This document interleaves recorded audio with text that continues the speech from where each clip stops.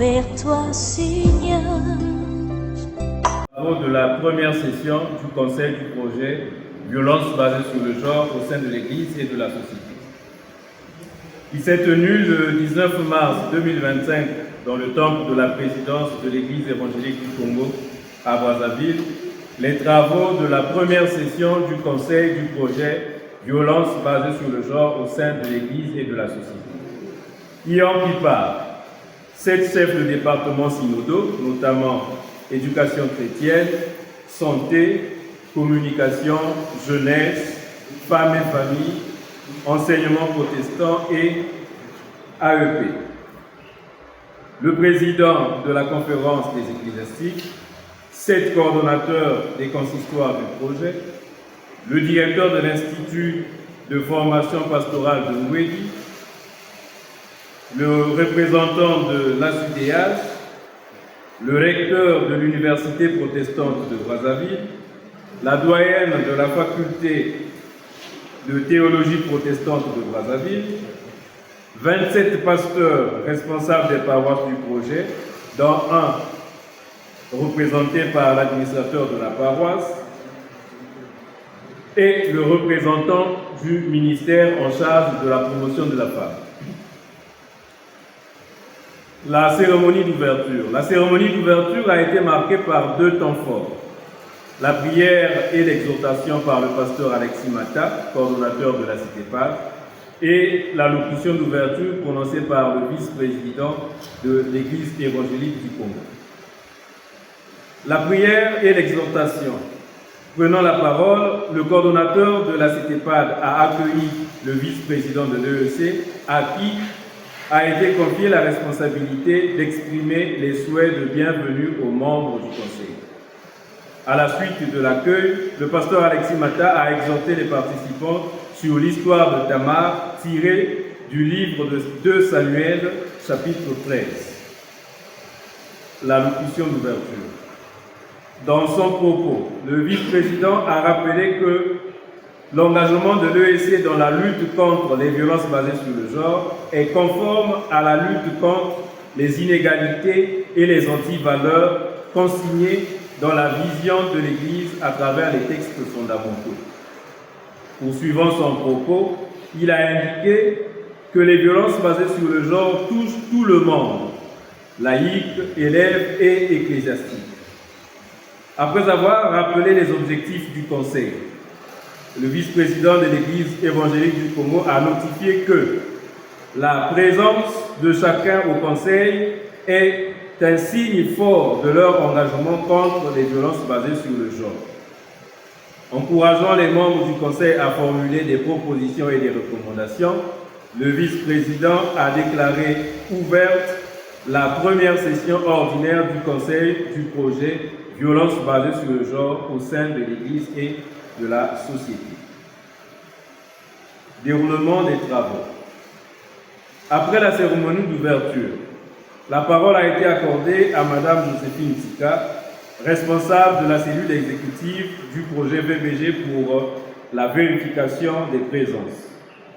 Le quorum étant largement atteint, les travaux de la première session ordinaire du projet VBG se sont poursuivis. Au cours de la session, les points suivants ont été passés en revue, à savoir la présentation du rapport d'activité exercice 2024 de la cellule exécutive du projet VBG. Celui-ci a été adopté sans amendement après des échanges fructueux. Les différentes interventions enregistrées à ce stade relevaient des préoccupations relatives à la compréhension et la perception des violences basées sur le genre.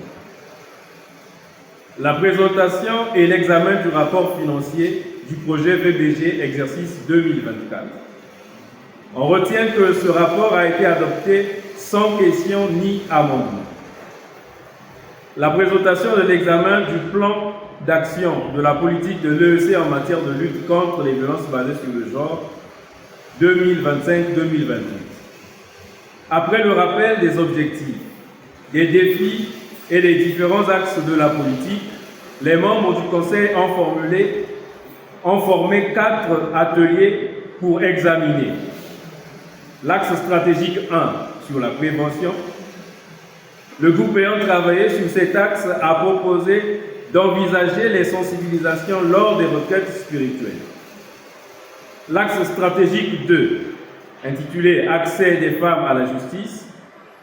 Dans ce cadre, l'atelier a proposé d'encourager l'arrêt de règlement à l'amiable et le signalement anonyme des cas de violence basée sur le genre en appelant le numéro d'urgence 1444.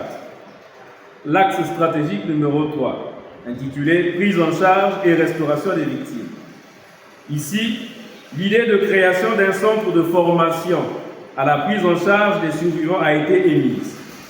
Enfin, l'axe stratégique 4, qui porte sur le partenariat, le travail fait dans ce sens a accouché d'une recommandation. Les observations de forme et de fond qui ont été formulées par les conseillers au cours des travaux de la première session du Conseil du projet Violence basée sur le genre ont été prises en compte par le secrétariat du Conseil. La présentation du programme d'activité du projet VBG, exercice 2025. Les principales actions retenues cette année ont été présentées et le programme a été approuvé sans amendement. La présentation du budget prévisionnel du projet Violence basée sur le genre au titre de l'année 2025. Il a été indiqué que le budget 2025 est fixé à la somme de 66 850 250 francs CFA. Les échanges sur les écarts avec le budget 2024 ont permis d'apporter des éclaircissements sur les frais de gestion de la CITEPAT, la sécurité sociale des employés au projet, l'audit et la problématique du matériel, véhicules, ordinateurs et locaux.